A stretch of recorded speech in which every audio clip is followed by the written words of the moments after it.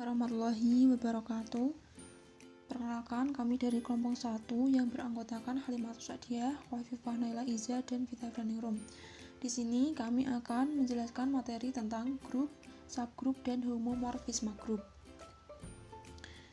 Yang pertama yaitu grup. Definisinya, misalkan G suatu himpunan tak kosong, maka G bersama-sama operasi bintang adalah grup. Ditulis G bintang jika memenuhi aksioma-aksioma berikut. Yang pertama, operasi bintang merupakan operasi biner di G, atau bisa dikatakan bersifat tertutup, yaitu untuk setiap A, B anggota G, maka A bintang B anggota G. Yang kedua, operasi bintang bersifat asosiatif. Untuk setiap A, B anggota G berlaku A bintang B bintang C sama dengan A bintang B bintang C. Yang ketiga yaitu mempunyai elemen identitas. Terdapat E anggota G sedemikian hingga untuk setiap A anggota G berlaku A bintang E sama dengan E bintang A sama dengan A. Yang terakhir yaitu setiap elemen G mempunyai inverse. Untuk setiap A anggota G terdapat A inverse anggota G sedemikian hingga A bintang A inverse sama dengan A inverse bintang A sama dengan E. A inverse sendiri adalah inverse dari elemen A. Definisi yang kedua, jika G bintang suatu grup yang memenuhi sifat komutatif, maka G bintang disebut grup komutatif atau grup abelian. Yang ketiga, order grup G adalah banyaknya elemen dari suatu grup G. Jika order suatu grup adalah berhingga, maka grup tersebut disebut grup berhingga, begitupun juga sebaliknya. Langsung ke contoh soalnya. Selidiki apakah himpunan bilangan bulat modulo 6 terhadap operasi penjumlahan merupakan suatu grup. Penyelesaiannya yang pertama yaitu membuat tabel Z6 terlebih dahulu seperti ini. Kemudian kita buktikan untuk aksioma yang pertama yaitu tertutup terhadap penjumlahan. Misal kita ambil angka 2 dan 3 anggota Z5, terdapat 5 anggota Z5 seperti ini. 2 ditambah 3 sama dengan 5 kan juga anggota Z5, jadi terbukti. Kemudian bersifat asosiatif. Untuk setiap 2,4,5 anggota Z5, maka A plus B plus C sama dengan A plus B plus C. Misalkan A nya 2, B nya 4, dan C nya 5, A plus B yaitu 2 plus 4, 2 plus 4, 0 plus C plus 5 yaitu 5. Yang ini A nya 2 plus B plus C 4 plus 5, 4 plus 5, 3, 2 tambah 3 5, jadi hasilnya 5 sama. Yang ketiga, terdapat elemen identitas. Terdapat 0 anggota Z5 sedemikian hingga untuk setiap 3 anggota Z5 berlaku A plus E sama dengan E plus A sama dengan A.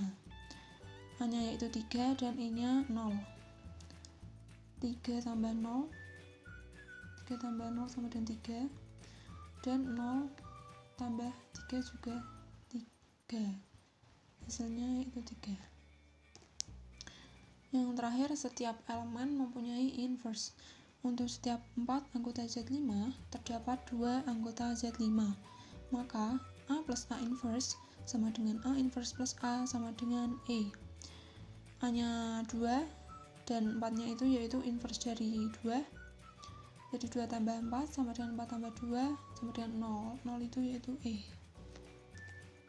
Karena memenuhi 4 aksioma, maka Z6 terhadap operasi penjumlahan merupakan suatu grup. Kemudian sifat-sifat sederhana dalam grup. Yang pertama yaitu hukum kanselasi kiri. Jika AX sama dengan AY, maka X sama dengan Y. Yang kedua, hukum kanselasi kanan. Jika XA sama dengan YA, maka X sama dengan Y. Yang ketiga, identitas grup adalah tunggal. Yang keempat, inverse dari sembarang anggota grup adalah tunggal. Yang kelima, AB inverse sama dengan B inverse kali A inverse. Yang terakhir, bila AB anggota G, maka ada dengan tunggal X dan Y sehingga AX sama dengan B dan YA sama dengan B. Yang selanjutnya yaitu order group dan elemen group. Yang pertama order group yaitu banyaknya elemen dari suatu grup G. Jika order suatu grup adalah berhingga, maka grup tersebut disebut grup berhingga dan juga sebaliknya. Yang kemudian yaitu order elemen grup. Misalkan G suatu grup dan G anggota G, order dari G dinotasikan dengan yang seperti ini, yang menyatakan bilangan bulat positif terkecil n sehingga memenuhi G pangkat n sama dengan E, dengan E adalah elemen netral. Langsung ke contoh soalnya. Z4 terhadap operasi penjumlahan adalah sebuah grup. Order dari Z4 adalah 4, yaitu 0, 1, 2, dan 3. Sedangkan order dari masing-masing elemen di Z4 dijabarkan sebagai berikut. Order 0 adalah 1 karena 0 pangkat 1 sama dengan 0. Nah, dibuat tabel seperti ini. Nanti disama dengan kan 0 semua. Kemudian order 1 adalah 4 karena 1 pangkat n atau 1 pangkat 4 sama dengan 0. Seperti ini, 1 tambah 1 tambah 1 tambah 1 kan 4. Nah, Z4 kan terdiri dari 0, 1, 2, 3. Jadi 4 itu nanti kembali ke 0 lagi, jadi sama dengan 0. Order 2 adalah 2 karena 2 pangkat 2 sama dengan 0, yaitu 2 tambah 2 4 tadi juga kembali ke 0. Nih.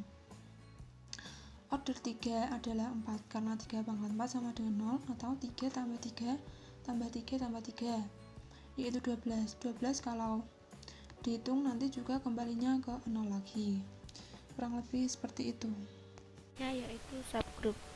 Untuk definisi yang pertama yaitu misalkan G merupakan suatu grup dan H itu anggota bagian dari G. H dikatakan subgroup dari G dituliskan H subgroup G jika H itu himpunan tak kosong.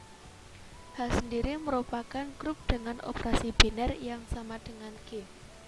Untuk teorema yang pertama, misalkan G adalah grup, himpunan H adalah subgrup dari G jika dan hanya jika untuk setiap X, Y anggota H berlaku XY inverse anggota H. Selanjutnya kita masuk ke contoh soal yang pertama. Tentukan subgrup dari Z6. Z6 itu adalah modulo dengan operasi penjumlahan. Di sini kita disuruh untuk mencari semua subgrup. Subgrupnya itu apa saja?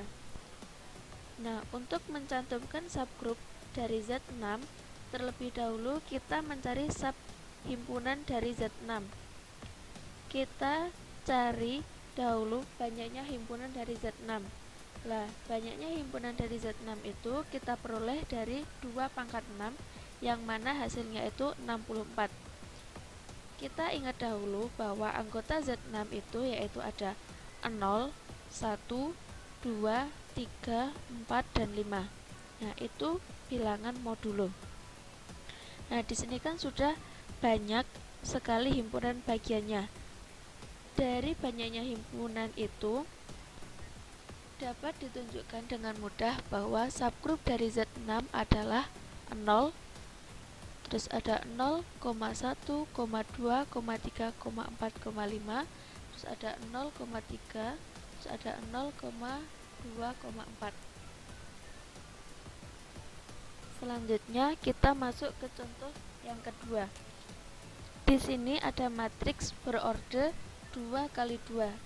Di situ ada AB, C, D, di mana AB tidak sama dengan BC terhadap operasi perkalian. Itu merupakan suatu grup. Selanjutnya dengan S. S itu adalah subgrup dari M tadi. Jadi situ ada A0, 01, di mana A-nya itu tidak boleh 0. Dapat kita tunjukkan bahwa S itu subgrup dari M. Caranya yaitu yang pertama, S itu adalah subset dari M. Untuk cara yang kedua, kita di sini memakai teorema yang tadi yaitu yang pertama. Untuk setiap AB anggota S, maka AB inverse anggota S juga. Maka kita peroleh bahwa AB inverse anggota S sehingga S subgrup dari M. Untuk selanjutnya yaitu definisi yang kedua. Jika G adalah grup, maka G dan E adalah subgrup tak sejati dari G, dan semua subgrup yang lain adalah subgrup sejati. Contohnya, di dalam Z4 hanya terdapat satu subgrup sejati yaitu 0,2, sedangkan subgrup yang lain yaitu 0 dan Z4 sendiri adalah subgrup tak sejati. Untuk teorema yang kedua, sebuah subhimpunan H dari grup G adalah sebuah subgrup dari G jika dan hanya jika yang A, H tertutup terhadap operasi biner pada G.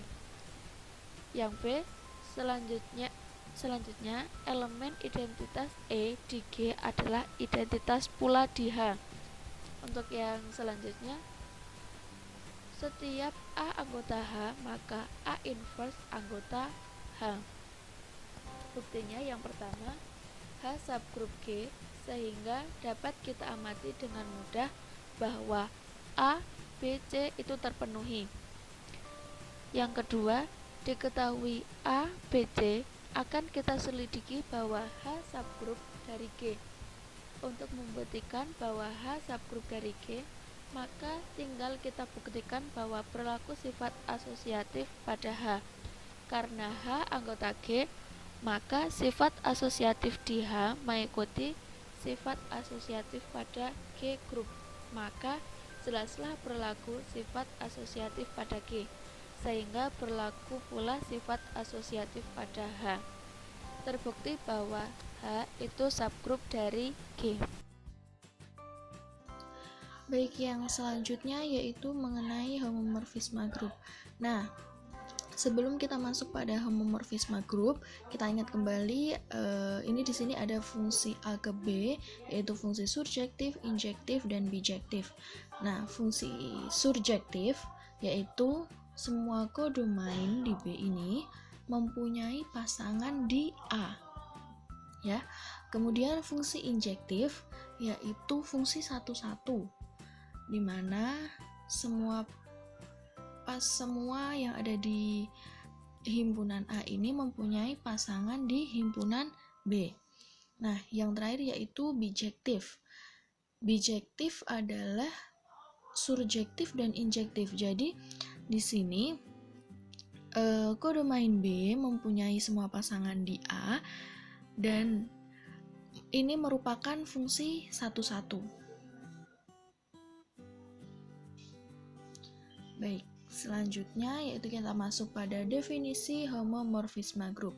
Misalkan G dengan operasi bintang adalah grup dan M dengan operasi bundaran adalah grup, didefinisikan pemetaan rho dari G ke M, maka rho tersebut disebut homomorfisme grup bila dan hanya bila memenuhi rho A bintang B sama dengan rho A bundaran rho B.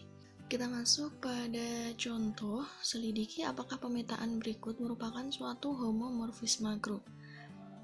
Yaitu ada pemetaan dari Z ke Z dengan operasi penjumlahan dengan aturan A dibawa ke 2A atau bisa ditulis dengan GA sama dengan 2A. Nah, kita ambil sembarang A, B di Z, kemudian kita akan lihat apakah G A plus B sama dengan GA plus GB.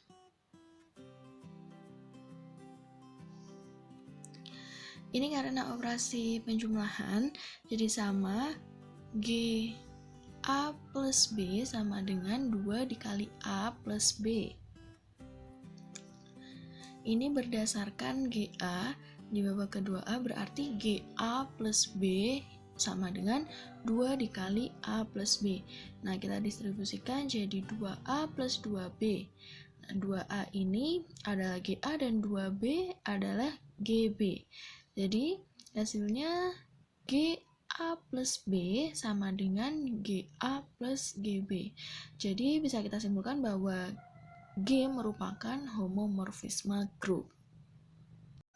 Misalkan M dan N masing-masing adalah grup, dan pemetaan dari M ke N adalah suatu homomorfisme, maka disebut epimorfisme, yaitu suatu homomorfisme yang surjektif.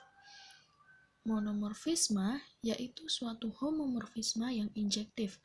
Kemudian isomorfisme yaitu suatu homomorfisme yang bijektif. Endomorfisme yaitu suatu homomorfisme dari grup G ke dirinya sendiri, dan automorfisme yaitu suatu isomorfisme dari grup G ke dirinya sendiri.